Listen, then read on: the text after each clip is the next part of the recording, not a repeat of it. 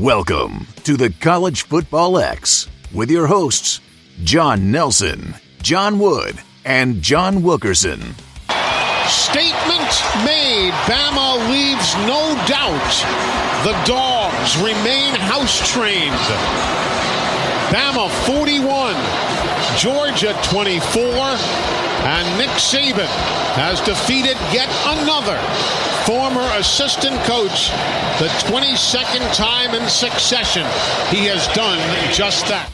And when Mack Brown gets on that charter flight to fly home to Chapel Hill, North Carolina, he will look at a legendary career that says he is 0 for 10 against his alma mater, Florida State University. 31-28. How about them Noles? Celebrate. Dance to the war chant, the fireworks as well, huh? That'll do it. The Gamecocks upset number 14 Auburn. For the second time in the series, Carolina has won. Not since 1933 have they beaten the Tigers. Thanks to Steve Henderson, as always. Courtesies. Learfield IMG College, you heard Eli Gold. You heard Gene Deckerhoff. You heard Todd Ellis. And that's just a sample of the week that was. Thanks for hanging out for another edition of the OSG on CFB. It is the X, and our X Factor this week comes to us from Liberty. So we'll catch up with Nick Pierce, the sideline reporter for the Liberty Flames. He'll be with us. Also, Cory McCartney from Fansided.com talks about the Big Ten, the return of the Big Ten. Welcome back, Big Ten, to you and the Mountain West as well. Stereo J-Dubs as well coming up in the show. So it is Cory, it is the J-Dubs, it is Nick, it is you, and it is us. Stick and stay. The X continues after this. The OSG Sports app is up and running on your Android or iPhone. All you got to do, install the OSG Sports app and listen to our podcast from college football, soccer, lacrosse. What are you waiting for? Let's get this done. Get the OSG Sports app today. You're listening to the College Football X on the OSG Sports Podcasting Network. Welcome back to the College Football X. John Wilkerson here with you with an old friend from the past, Cory McCartney from Fansided.com. Cory, welcome to the X. Hey, John, how you doing? I'm doing great. It's good to catch up with you. Obviously, the Big Ten is starting up on October 24th. Or actually October 23rd when Illinois and Wisconsin play on Friday night. Kind of an odd time to start your season. My first question to you, Cory, is how much damage to the brand to the Big Ten when they announced that they were going to postpone the season or cancel the season, whatever vernacular you want to use there. The pushback was so intense that they ended up coming back and playing a season. How much damage was done to the brand, and can it be repairable?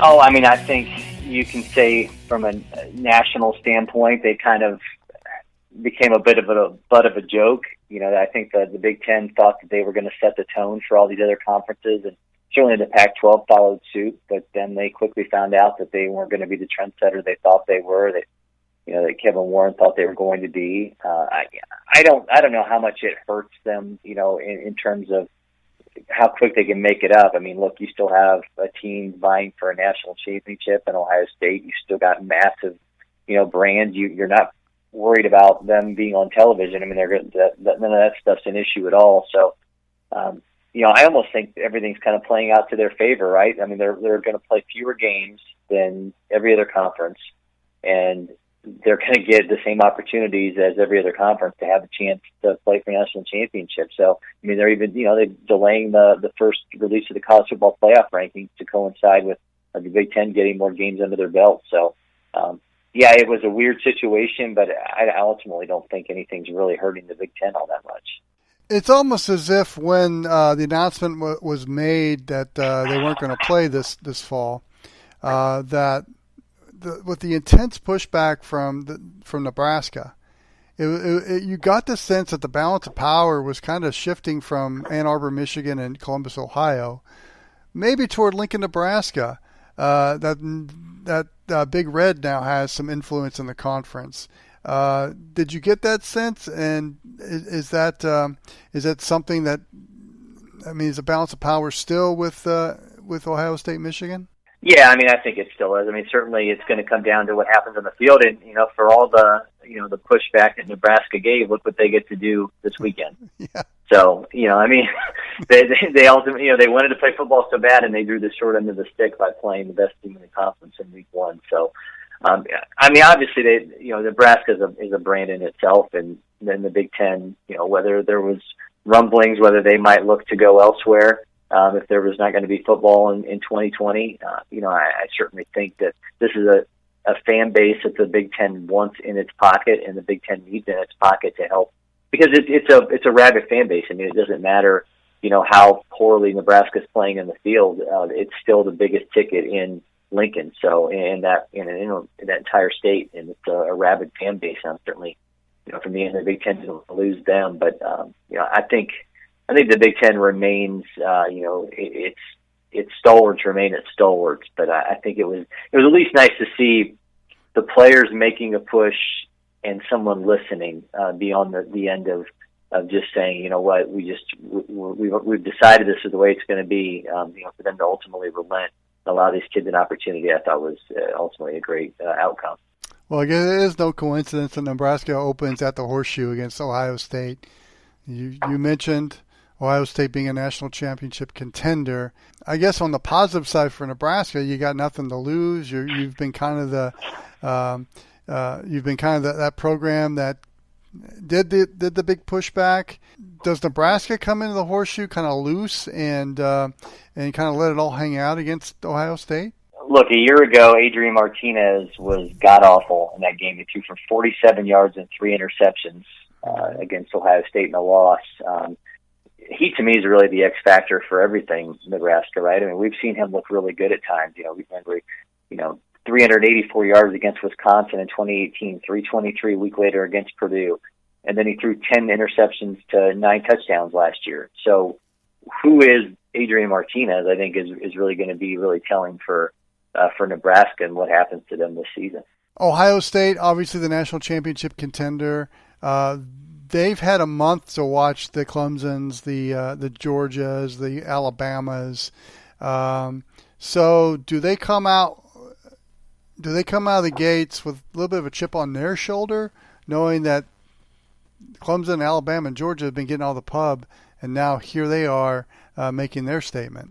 Well, think about it from this end. I mean, Justin Fields hasn't played yet, but if you were to write down a list of, obviously the Heisman ceremony is probably going to be virtual this year. There's been a lot of talk about that already. But it would be hard to imagine Justin Fields not winding up as a finalist this year, and he's not played it down. So I don't think much has changed from the end of where Ohio State is in the national pecking order. I think they're going to very quickly get, the schedule. I mean, once you get past Penn State in that second week, there's not really another challenge until you get to that Michigan game. So I think a lot of opportunity for Ohio State to build steam. I mean, Trey Sermon stepping in from Oklahoma, in the J.K. Dobbins shoes. This team's going to have a lot of firepower, and they've got one of the most exciting quarterbacks in the country. And, the trend in college football has been that quarterback-running back combo. Clemson's got a great one. Alabama has developed a great one as well. Ohio State with Justin Fields and Trey Sermon, that seems to be a formula of success in the COVID era, wouldn't you say? Yeah, I mean, Sermon, this is a guy who's all too familiar with sharing the backfield with some big names. I mean, think about it. He's taken handoffs from Baker Mayfield, Kyler Murray, Jalen Hurts, and now Justin Fields. But one thing we've not seen, he's not been a guy that has not had a 1,000-yard season. I mean, he's going to have to average, about 130 yards a game to pull that off in this abbreviated run here. Right. But if you look at Ohio State's schedule, half the teams they play were 83rd or worse in rushing defense last season. So, as much as Dobbins was able to be that guy who took pressure off field, remember, Fields didn't throw an interception until the national championship game last year. I mean, Dobbins is really able to keep defenses honest and allow Fields a lot of opportunities to do what he does. I would not see that changing. I'll be interested to see, though, what does Sermon do as the featured back in an offense, because he's going to get a lot of opportunities if the workload Dobbins got last year is any indication. So look at your crystal ball when they play the Big Ten title game. Do you put Ohio State in Penn And if so, who would likely be their opponent? I think it's going to be Minnesota. I know they've gone through some changes. Certainly they're the best wide receiver they've ever had in school history is playing in the NFL. So too is an 1,100-yard running back. But Rashad Bateman's still going to be one of the best receivers in this conference. Tanner Morgan, just got through for over 3,200 yards last year. He's going to be a big factor. They're going through a bit of a transition, though. Obviously they went through an offensive coordinator change with Kirk Sieroka going to Penn State to now be with Sean Clifford. But I think this team is just, to me, it's the best team on that side of the ledger there when you start looking at the West. And I think there's some questions about Wisconsin. What do they look like past Jonathan Taylor? I think Minnesota is going to be an explosive offensive team, and I think they're going to end up playing for a conference championship. There you have it. Corey says it's Ohio State, Minnesota. Promote what you're doing. What are you doing? Promote that. Yeah, so cover the Heisman Trophy for Fansided, so you can find all my stuff over there, or you can find me at Cory J. McCartney on Twitter. Usually the easiest place to track down all that stuff. So actually, oddly enough, wrote about the Big Ten this week, and who not named Justin Fields you should keep your eye on in this race. Cory McCartney from Fanside.com. Many thanks for joining us and joining us here on the College Football X. All right, thanks, John. When we come back, John Nelson has Nick Pierce as we talk about the Liberty Flames and the success they're having in 2020. That's next, and you're listening to the College Football X. The online sports guys would love to hear from you. Go to our Twitter page at OSG Sports for a comment, rant, or just whatever's on your mind about college football. Now, back to the College Football X. It is the X Factor interview for the week, and joining us with one of the hottest stories in all of NCAA FBS football, it is Nick Pierce, the sideline reporter for the Liberty Flames. Nick, thanks for hanging out with us on the X. Hey, John, thanks a lot for having me. Glad to be here. All right, so if I had told you when the season started that Liberty would be where they are right now and getting all the attention that they're getting, what would you have told me? Yeah. You know what? I would have believed that it was possible, to be really honest. I mean, looking at some of the games on this schedule, now, granted, I don't know that we could have bet on Liberty beating Syracuse. Obviously, they've run into some hard times here of late. The way the season unfolded, that one worked out in the Flames' favor. Western Kentucky, I thought was going to be a little bit stiffer challenge than what it was at the beginning of the year, but I thought there were a lot of winnable games, and I thought there were a lot of home games there up front that the Flames had a chance to be competitive in. 6-0, I don't know that I would have bought that, but 4-2, yeah, I could have probably gotten on board with that, or I guess 5-0 at this point. We've got a chance for 6-0 coming up here this weekend against Southern Miss. So I think I would have been more in that 3-2, 4-1 mindset. But certainly it's been a lot of fun to watch it unfold. What was the feedback after the Syracuse game? Obviously, that's the one that a lot of folks were sitting there and waving their hands frantically in the air and pointing at Liberty and going, look, look, look, look, look. What was the feedback like? Tremendous. Just from the fan base and from the national media, certainly getting the attention there. It's always a good thing. There's never what was it Jerry Jones said, any media, any attention is good attention. So certainly when you're winning and when everything's going in your favor, everyone's excited. The fan base is excited. The players were excited. They were dancing in the locker room afterwards, playing New York by Alicia Keys and Jay-Z. It was actually the first time that the program had won a game in the state of New York.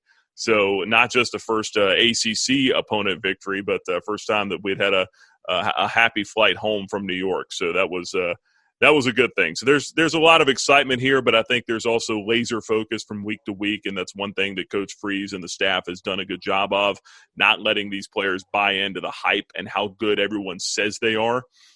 When you ask them about getting top 25 votes, when you ask them about Kirk Herbstreit tweeting about them 2 weeks in a row, they'll look at you and say that's rat poison. And that's, comes directly from Hugh Freeze, who I think got it directly from Nick Saban. So, these guys try not to believe their own hype and just try to go 1-0 each week. When it comes to having a season at all, how much of a challenge was it for Liberty to put a schedule together as an independent in the era of COVID-19?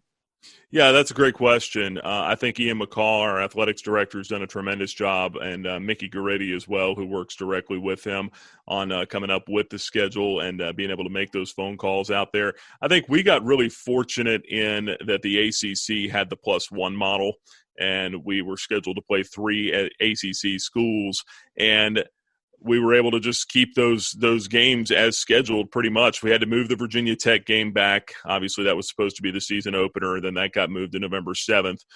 But for the most part, they've done a tremendous job with maintaining those relationships and keeping those games on the schedule as they were scheduled. So I think Liberty's also in a unique position. It's very blessed to have the financial resources that it does.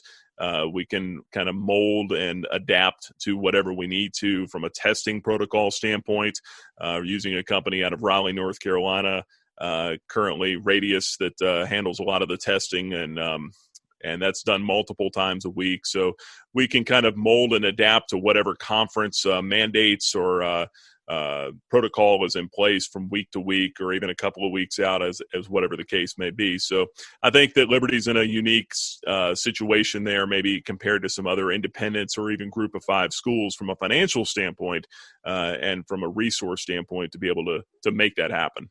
On the field, it's been, for folks in our Georgia footprint, it's been exciting for them to see the pride of Roswell High School, Roswell Hornet, Malik Willis at the Bark for Liberty, dual threat player when he was in high school, dual threat player at his first stop at Auburn. What's it been like for him to see him integrate into the offense up there? Yeah, tremendous. And actually, the game against Western Kentucky this year was the first game that Malik had started since that 7A state championship game that he played for Roswell. So he played in a little more than a dozen games at Auburn as the backup, obviously, for Jared Stidham there. But coming here and being the guy, I mean, he's flourished. And such a mature, humble young man as well. And when I talk about that laser focus and week to week, he's really one of the guys spearheading that. And he'll be the first to tell you, we don't believe our own hype. He's one of the ones that has become a leader very quickly on this team. Guys admire his ability and also look up to him as a leader, I think. And so he has been tremendous to watch, a joy to watch out there with his athletic playmaking ability. We saw him a couple of weeks ago against FIU. One of the safeties tried to put a hit on him at midfield as he was running down the field, and then he hits a pirouette off of that guy and picks up about 25 more yards. I mean, stuff I'm sure you guys saw him do in high school all the time down there, but watching him do it against Division I competition has certainly been a lot of fun. And at the same time, especially looking at what happened last week, the running game, when the running game for Liberty is at full song, it's something really that defenses have a hard time stopping. What's it been like to see the running game flourish the way that it has? Well, I mean, it's been night and day from what it was last year. I was just looking down at my notes here. I mean, Liberty has rushed for over 1,300 yards up to this point. Through 5 games last year, the Flames had just 630 rushing yards. So it's come a long ways, obviously, and Malik Willis is a big part of that, but he's not the only part. I think a lot of credit goes to this offensive line. You've got a lot of experienced guys up there and even some tight ends that have done a great job of getting down in the trenches and doing the dirty work and clearing out some holes. I mean, you saw some of the holes this past week for the Flames against Syracuse. I mean, you could have drove a Mack truck through some of those that Shedro Lewis and Peyton Pickett were running through. And let's not forget, the Flames were also without their number 1 running back against Syracuse on Saturday. J-Mac was feeling ill, non-COVID related, but had a stomach bug, wasn't able to go. Flames did all that to Syracuse with their 2- and 3-string running backs. I mean, Shedro Lewis had 170 yards rushing, and he just moved to running back this year. So there's a lot to be said for the depth that they've been able to build on the offensive line with Ole Miss transfer Bryce Matthews coming in there at right tackle. He's been splitting some time over there with Cooper McCall. And then others, I mean, Tom Sargent just named to the Remington Trophy watch list at center. Tristan Schultz is a veteran. I mean, those guys have really cleared the way for those running backs, and they've taken full advantage of it. All right. Now that we've talked about the offensive side of the ball, what about the defensive side of the ball? What's who's in the Nick Pierce spot shadow when it comes to defense? Well, I think it starts up front there, too, on the defensive line, and certainly Trayshawn Clark has been a big factor this year, as well as Darrell Johnson, ASA college transfer at defensive end. Flames have really done a good job of developing depth on the line, but particularly at D-end. A guy like Austin Lewis, who came in as a defensive end, was Mr. Tennessee high school football. He's all of a sudden moved to defensive tackle, and that's because they've got the depth to be able to move those guys around. Starts with those guys getting pressure, flushing the quarterback out, forcing him into some bad decisions. Then we've seen over the last couple of weeks, that's turned into getting some turnovers now. We saw Anthony Butler at linebacker, the Charlotte transfer, come in, get a couple of picks in one game, and then all of a sudden it became contagious, right? You've got safeties picking him off the next week, and then this past week, Chris Meganson, a local product from here in Lynchburg that got his first interception against Syracuse of his collegiate career, first one since his high school state championship game as well. So starting to force some turnovers. Certainly, I think the offense playing complementary football also, keeping that defense off the field for 60, 70 plays. They've been in that 50 to 55 range for the most part this year. I think that's helped, and you've been able to have guys a little bit fresher for longer durations in the game. All right, so let's talk about what it's like to be on the sidelines where Hugh Freeze is patrolling. What's it like having that kind of a presence there at Liberty? Well, usually it's a lot of fun, although this year it's been very challenging because obviously with COVID-19, the games that I've been we actually were not able to travel to Syracuse. We had to do our radio broadcast remotely for that game. But for the home games here, we've got some pretty strict protocol in place. We are not able to get, I think it's the 8-yard line is as close as we can come to the team bubble there on that sideline. But Coach Freeze is he's a motivator, and it's fun to watch him finding ways on game day to motivate his players and take his quarterback aside and be able to help them kind of keep their confidence and their demeanor out there. I will tell you a quick story. Last year, though, it was very unique with Coach Freeze on the sideline. Nothing's been ordinary since he got here. Obviously, with Coach Freeze's back problems last year, he had to coach the first game of the year from a hospital bed against Syracuse, and then was in they wound up calling it a pit box. He was on a platform for about 2 or 3 games down there. So nothing's really been that ordinary since Coach Freeze has gotten here, but we certainly like seeing him down there with those players and motivating those guys. Nick Pierce, sideline reporter for Liberty, hanging out with us for another couple of minutes here on the OSG on CFB, this week's X Factor interview. So Southern Miss coming up. And I know that there's been a certain amount of study hall that has gone on to this one. Southern Miss, a weakened team this year, have already had a coaching change after their first game this season.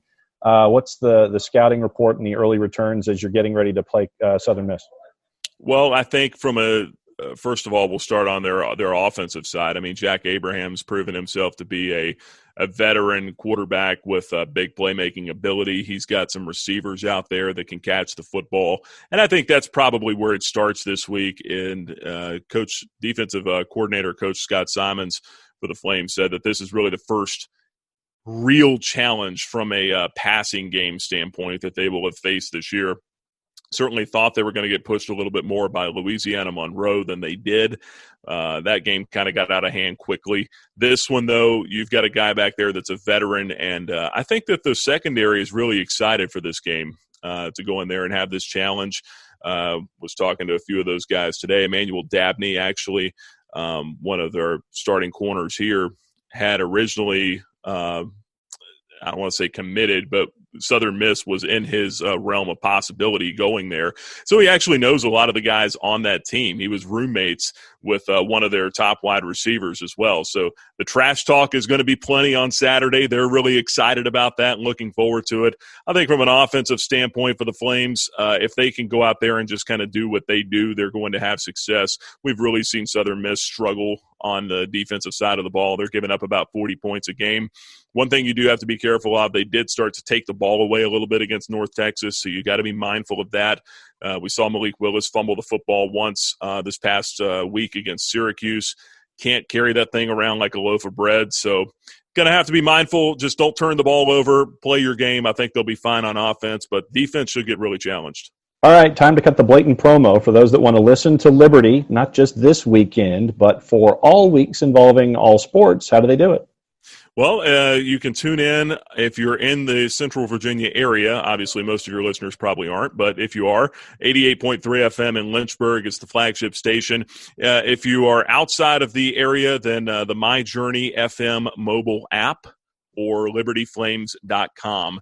And our pregame coverage begins 90 minutes out. I actually head that up. We'll be on the air at 11:30 coming up this Saturday, and then kick off at 1 o'clock. And if they want to follow you on social media, how do they do it? At Liberty Flames or at Liberty Football for the team. Me personally at NPierce84. What he said. Nick, thanks for coming in and being our X Factor interview this week for one of the more interesting stories in all of Division I football. Once again, thanks for being a part of the OSG on CFB. Have a great call this weekend. Continued success. Thank you very much, and I'd be remiss to say that my condolences for the Atlanta Braves. I grew up in Atlanta, actually down in Jonesboro, so my condolences there. It was a heartbreaking week for me, but we'll get them next year. Nothing like hearing from the Southern Crescent. So Southern Crescent represent with Nick Pierce. Nick Pierce, the sideline reporter for Liberty Football. Thanks again for hanging out with us. We will add your condolences to the list, and we will catch up with you next time. My pleasure. When we come back, the OSG on CFB continues. It's the X. Stick and stay. We'll be right back. The OSG Sports app is up and running on your Android or iPhone. Install the OSG Sports app and listen to our podcast from college football, soccer, and lacrosse. What are you waiting for? Get the OSG Sports app today. One played major college football. The other just thought about playing. It's the Stereo J-Dubs with John Wood and John Wilkerson. So, J-Dub, we got Big Ten to talk about this week. Finally! We've been waiting for these guys to get on our schedule and our radar, and they're finally here. That's right, a full slate of games. And, it's interesting. We talked to Cory McCartney from Fansided.com. I found it interesting, J-Dub, that it seemed like a shift of power from Columbus to Ohio and Ann Arbor, Michigan, to Lincoln, Nebraska, when the Cornhusker fans were all upset about a possibility of no football season. And you got to think about that power struggle shift. I mean, you think about, Ohio State and Michigan, they're the Big Ten, kind of the rabble rousers, so to speak, the ones who are usually holding the pitchforks and torches. But the Nebraska fans really were loud about the non-playing during COVID. And I was actually surprised to see Lincoln come up that loud and proud. But I mean, you got to give it to the Cornhuskers. They wanted their football, and they're finally getting it. Yeah, if you've ever seen a game in Lincoln, I've been lucky enough to have had that opportunity. You know that Nebraska fans are probably the nicest fans in the history of college football. I mean, they've been known to even cheer the other team. Well, that was back when Tom Osborne was putting up 70 points on some of these low-level Division I programs. And I heard plenty about the Nebraska Cornhusker program from the friend of OSG, Steve Taylor, and all of his stories about his Nebraska upcoming. So I got the indoctrination into the Cornhusker world when I moved to Atlanta.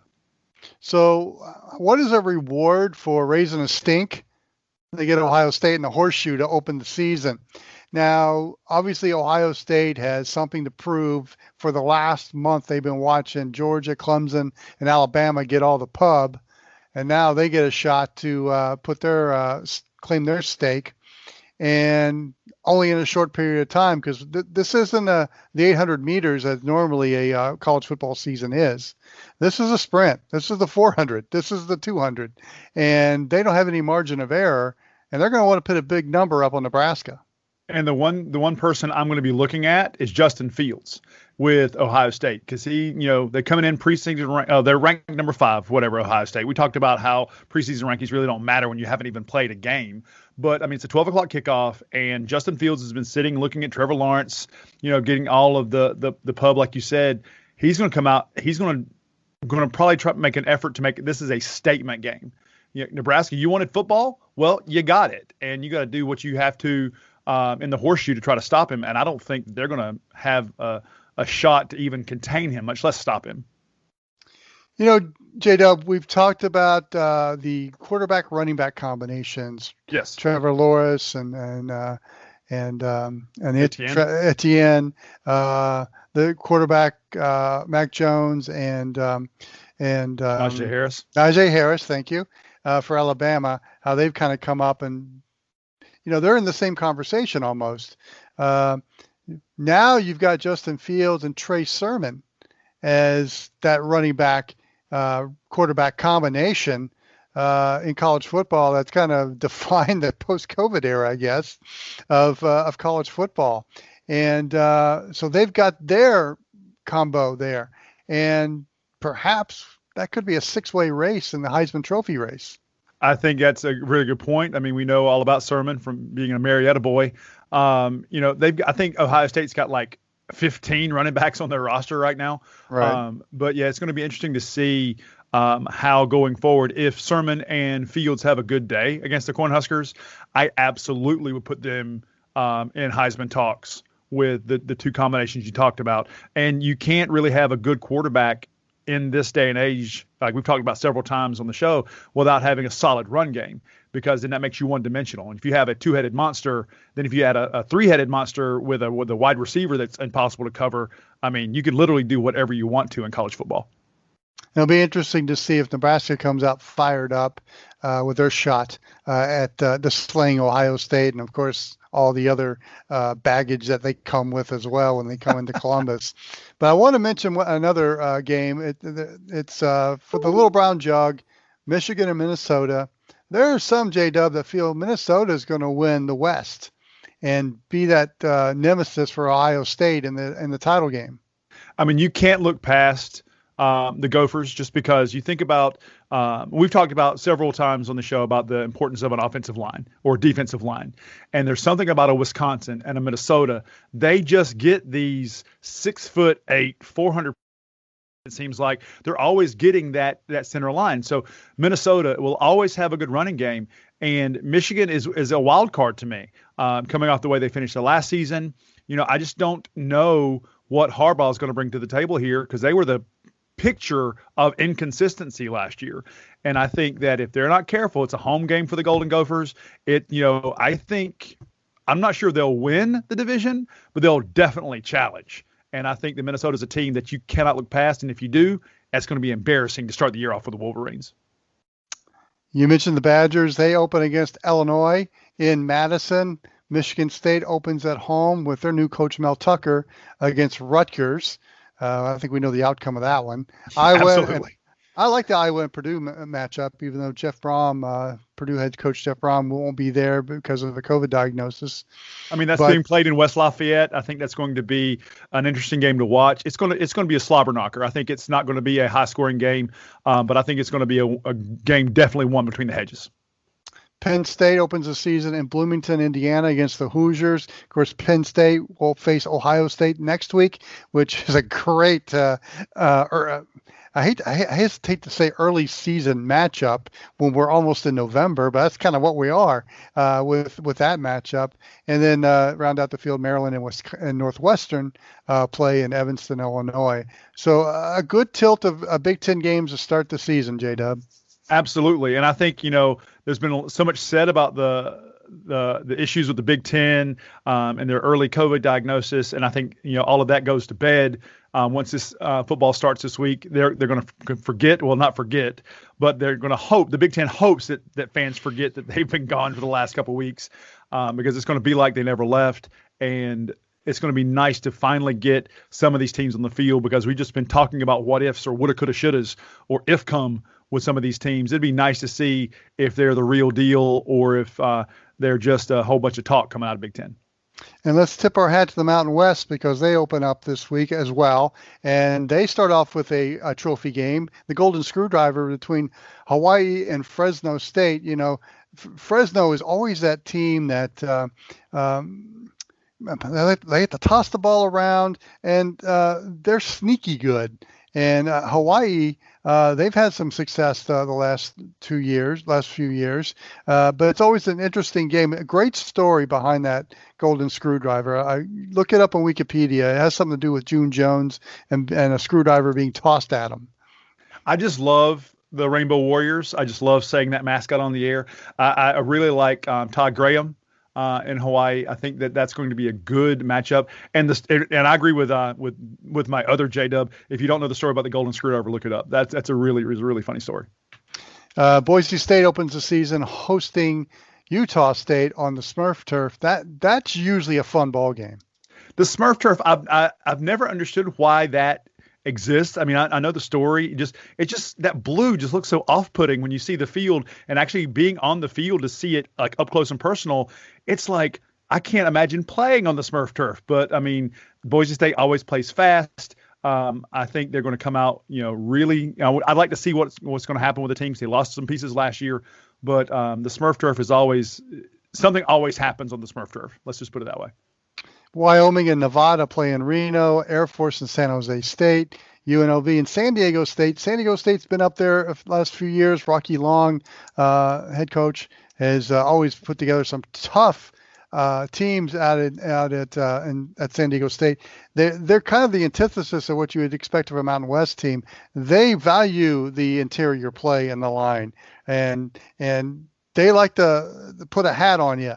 And how many great running backs have come out of that program the last few years? It's insane. It's literally, if there is I guess a running back RBU from the West Coast, I think they got to come out of there.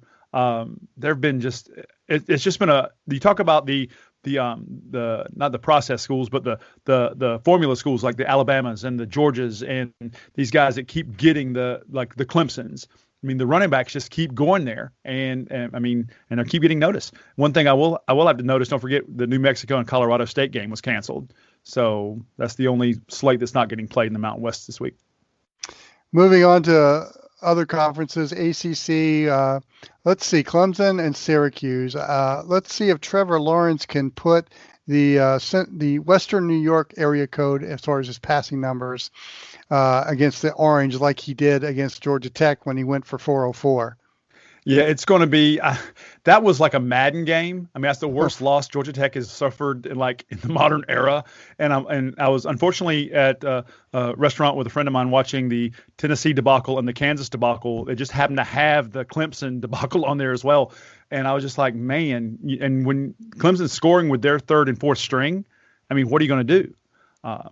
But I will have to say that's going to be an interesting matchup. I will say the one game that is now relevant. It hasn't been relevant for a while is the North Carolina State game. Yeah. The number 14 Tar Heels going up as number 23 Wolfpack. It's finally relevant again. It's going to be in Chapel Hill. State's without Devin Leary after that nasty hit he suffered last week. It'd be interesting to see what Dave Doran and Mac Brown do for that matchup. But now that game finally means something. And that's a rivalry, J-Dub, that really flies under the radar. It's chippy. It's nasty. It's a very underserved rivalry that not a lot of people know about. And, if these two teams were consistent double-digit winners, we'd probably know a little bit more about that rivalry. But it's chippy. And having been I've played both of those teams, and I've watched plenty of North Carolina State games. It's undershadowed up here at OSG headquarters, North Carolina office, because Carolina and Duke is the rivalry up here. It's the basketball rivalry. When I played at Wake Forest, our rival was NC State, because NC State was had Anthony Barber at the time. We were playing against them. Then we had the Duke matchup. Duke was little Harvard and Wake was little Yale. So we had the little pseudo Ivy League matchup. But yeah, people outside of the ACC and outside of at least North Carolina in general don't ever look at the Carolina State game as something that's impactful. But living in Durham and living here in the middle of Tobacco Road and growing up here, that's probably just as big a rivalry, as anything in the country. At least to me, it may not matter as much, but when you see the light blue going up against the red and black, that means something. And I'm happy that the game actually means something this year too.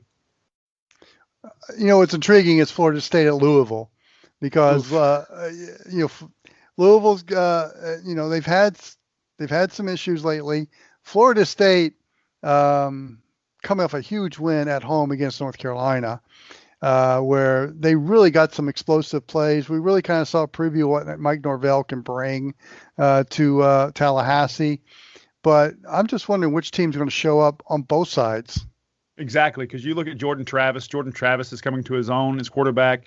James Blackman, the much beleaguered quarterback, is not doing a whole lot. But you look at Jordan Travis, he's leading the team in passing yards and rushing yards right now. So what does that say for the team itself? But it's Mike Norvell is electric. We've talked about him several times. Florida State's going to be fine, much to Nelson's disagreement. If you remember his rant from a couple of weeks ago. But yeah. I think Florida State is going to be empowered by that 3-point victory over then number 5 North Carolina. It dropped them to number 14 in the AP poll. So we'll see if they can put back-to-back games together. But I still think that Louisville. I mean, you got Malik Cunningham. Is he back from injury yet, or is he still out? I think he's still out. Yeah, because that leaves Braden Carnes. Braden Carnes is his name, I think maybe. But excuse me, Evan Conley. Evan Conley is the quarterback in Louisville right now. I'm sure you can edit that out. But Evan Conley is going to step up and hopefully do something. But I think you've got Javian Hawkins, a running back at Louisville. It's going to be a game of which team shows up. I agree with you completely. If Louisville is still trying to put the pieces together, Florida State might just have the edge based on last week. But you don't win games with IFCOM or what happened last week. You win games when you lace them up and go on the field. And to be perfectly honest, J-Dub, I'm not sure exactly which team's going to win. I mean, I'm going to take the push on this one because I wouldn't put my money on this game to save my life. Yeah, I will too. And this just in, Malik Cunningham's at the top of the depth chart for quarterback at Louisville. So I thought he was. I wasn't sure. You heard it here first, folks. Or somewhere. We'll take the credit for it. We always do. Notre Dame Pitt. I expect Notre Dame to win that game, even if it does get uglied up. Virginia Tech and your alma mater, Wake Forest. I don't know. Wake Forest, Virginia Tech is starting to get some strength back, but Wake Forest looked really good the other week. Wake Forest has got two consecutive wins in the books against over Campbell and UVA, and they're starting to roll. But I think Virginia Tech is just one of those teams that finds ways to win. And if you think about the loss they had to the Tar Heels, that was a game where defense just didn't show up. But they barely beat Duke. They beat NC State pretty handily when they've got like 25, 26 people down. And they put a stamp on Boston College last week. I think Virginia Tech ranked, I think 19th right now in the country. I think Wake Forest is going to give them a run for their money on Truist Field, but I think Virginia Tech's going to come out on top, and that hurts me to say. But old gold and black still waving high. Georgia Tech tries to recover from the beatdown from Clemson at Chestnut Hill against BC. I'm sorry, I was just laughing at that game, going, "What is Paul Johnson saying right now?" Because I mean, I just Bobby Dodd Field was just like empty. It was just, I don't know what happened there. Paul's probably at a golf course somewhere, working on his handicap. By the way, Virginia and Miami play at Landshark, and I think that's going to be a fun game to watch because Miami, they won last week. Virginia lost last week.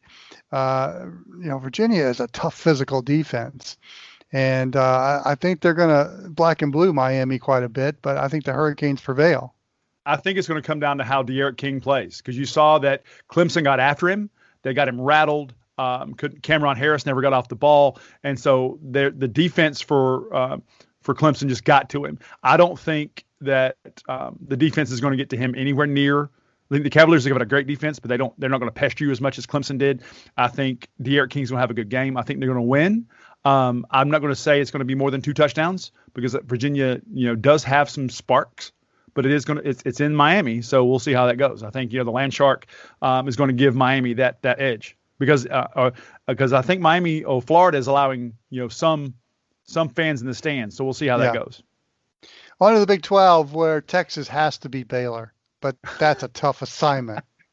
I don't know what to say with Texas. I lost some respect for them after the Red River Shootout, and it's like, what is happening here? Sam Ehlinger, I don't know how the coaching staff even has a job still, but I agree with you. Texas has to scrape and claw and find a way to beat Baylor, but that's an uphill contest. I mean, I'm just not sure it's going to happen, and that's going to be the death knell for that Texas coaching staff. Oklahoma has to go to Fort Worth to take on the Froggies. And that's it's always interesting. a tough game.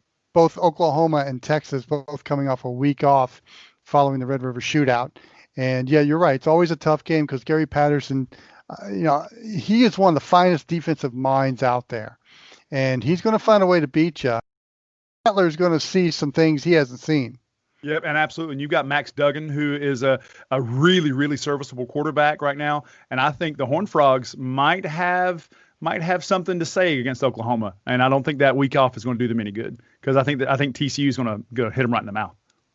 But the game of the Big 12 is in Stillwater, Iowa State and Oklahoma State. This is basically for the lead in the Big 12. Brock Purdy, this is his time of year. They don't call it Brocktober for nothing. Oklahoma State is the mystery. The way they opened their seasons against Tulsa, everybody kind of wrote them off.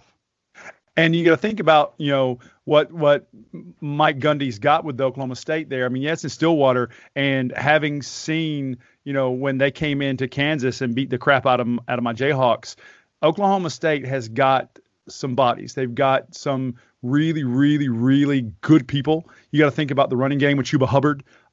Shane Ellingworth, it really has come on strong for Oklahoma State. It's going to be a game where I think Oklahoma State's going to come out on top. I say that only because I don't think that they're going to have an answer for Chuba Hubbard. I don't think the Cyclones will be able to stop him, and I think that that's going to open up the game for Ellingsworth, and I think that they're going to nickel and dime him to death. And I'm calling the Cowboys here. And of course, you'll be paying attention to the Sunflower Showdown between KU and K-State in Manhattan. K-State has owned this series lately. I don't see any reason why they don't this time. And you got to think with Les Miles was on the sideline last week, and West Virginia it was the first time we'd scored first time that Kansas had got a touchdown in the first quarter. It was like 10-0 before my friend I was watching with a West Virginia Mountaineer, and they were not paying attention to the game until all of a sudden we started playing soft on defense again and giving people 15, 20-yard cushions on the flat. And I told you, I said, just wait. And then you see Puka Williams not being utilized very well on offense. I don't know what's happening in Lawrence, but it's not football. And I think, the trip into Manhattan is going to be rough. And I think K-State's not going to take any prisoners against the Jayhawks this week, and it's not even going to be close. Yeah, they're just waiting for Bill Self's boys to get out there and start dribbling. Absolutely. All right, we'll move into the SEC. J-Dub, it's the third Saturday in October. It means something to me, but doesn't mean a single thing to Alabama fans. So I will have to say that I'm excited for the third weekend in October. Obviously we saw Jarrett Guarantano get benched last week, and JT Shrout came in, didn't do a whole lot better. But when you start the game with 2 pick sixes to a beatable team like Kentucky, I mean, that's just not. Jeremy Pruitt had to have been imploding in his mind. Ty Chandler and Eric Gray still had a good job on the ground. But, yeah, there's no way Kentucky beats a good Tennessee team like that the way they did. So is there even a sliver of hope? There's like that old clip from Dumb and Dumber. So you say there's a chance. Yes, there's a chance if Alabama doesn't get off the bus. But at the same time, I just want them to be competitive. And I just want to see Mac Jones not throw for 1,000 yards. Also, a team that my Razorbacks beat last week goes up against a team my Razorbacks, did beat a week before, but it just wasn't on the it wasn't to be. Auburn and Ole Miss. Ole Miss coming off a miserable offensive performance. Auburn's had several miserable offensive performances. Do we see like a 5-3 type of game with this one? I don't think that's possible when you put Gus and Lane together, but I think that Auburn needs to be very careful. Auburn has that loss to SC was rough. I mean, Colin Hill's a good quarterback, but do you beat a team like Auburn by 8 points like that in Columbia? Especially since you lost to Arkansas. Nothing against Sam Pittman. Sam Pittman is doing it right in Fayetteville. Got to give him credit. So saying a lot this year, a loss is not a bad thing. But I honestly think that if Lane Kiffin can find the offensive production that he put up against Alabama, Gus is in for a long day in Auburn, because Bo Nix is not the answer at quarterback for Auburn. He's not the answer. That seems to be going around. Now, this game is probably on nobody's radar screen, but it's on mine. Missouri at Kentucky. Missouri is getting better. They're embracing Eli Drinkwitz's system, and Larry Roundtree is now starting to come on track. Kentucky, that defense was impressive against Tennessee, and they have just enough offense really to be scary. So I think this is not the sexiest SEC matchup, but I think it's going to be entertaining if you're a football purist. Well, it comes down to me because, I did watch Missouri play Tennessee earlier in the year. The name that stands out to me is not Larry Roundtree. It's Connor Bazelak. I think Connor Bazelak has come on and he's putting up, not necessarily, worldwide clinic numbers, but he's becoming a very serviceable young quarterback. And if he can continue to stay hot and opening up the running lanes for Roundtree, that's going to be impressive. But I honestly, like you said, the defense from Kentucky, they were all over the place. It's like we were playing Georgia 2 weeks in a row. And Terry Wilson, believe it or not, Terry Wilson is a really, really good quarterback. And, you have people like Rodriguez and Ali on that, and the offensive was weapons. It's going to come down to defense. And if that's the case, Kentucky has the edge. And South Carolina and LSU play at Death Valley, and I just have no interest. None. I mean, the way LSU's been playing this year, and I'm not a big fan of the game chickens. So it's like that game is going to be, look at the ESPN stats afterwards. I'm not going to watch that game. But I think that just by the very nature of Coach O, I think the Tigers are going to find a way to win this game. But it's going to be another ugly game for the Tigers. And finally, there's 5 games in the American. The one we want to mention is Cincinnati at SMU. Cincinnati is a team that some think that if there's going to be a group of 5 teams sneaks into the playoff, that would be the one. SMU is let's just say they've kind of gone back. I mean, they're a force now in the American. They're playing really well for Spike Dykes. I love this matchup. It's an appointment television game for me, even though Beth Mowins is calling the game. I'm still gonna watch it. And I kind of think SMU, I can smell an upset here. I can as well. I really like, if you think about the Bearcats, I really like Desmond Ridder at quarterback. I mean, he's doing a good job this year, kind of spreading the ball around. I mean, Jared Dokes on the ground for the Bearcats is, like I said, a serviceable running back. But you look at a team like SMU. I mean, the Mustangs are just one of those teams that you can never really bet against. And I honestly think that, that they're going, they're 5-0 right now. Shane Buechele is really a good quarterback. Michelle, yeah. Pardon me, Shane. I always butcher your name. But, Shane is a really, really good quarterback. He's thrown for over almost 1,700 yards this year. And you got Bentley on the ground. SMU could very quietly pull an upset here because I think there's too many weapons on the Mustang side of the ball, and I don't think Cincinnati's really proven themselves to be that high of a ranking at number 9. So I think SMU comes out of here with a 7-point victory. I'm going to say they come out with a win, probably a little tighter than 7 points, maybe a field goal, but I like the Ponies in this one. So J-Dub and I have kind of run down what we think what this coming week is going to look like on Saturday in college football. And the Arkansas Razorbacks have the week off, so you get to we're resting up for Texas A&M, which also has the week off. So that should be fun. Some people say Alabama also has the week off, but we won't go there. We'll see at the end of the game how you feel about that. Any final thoughts? I'm just, happy as punch that the Big Ten is finally getting back on the field. And I'm just, tickled pink that I got to hang with you again after a week off last week. So I'm just happy to be back with you, J-Dub. Well, right back at you, my friends. So that's the Stereo J-Dubs for this week. When we return, John Nelson ties a bow on the College Football X. You're listening to the College Football X on the OSG Podcasting Network.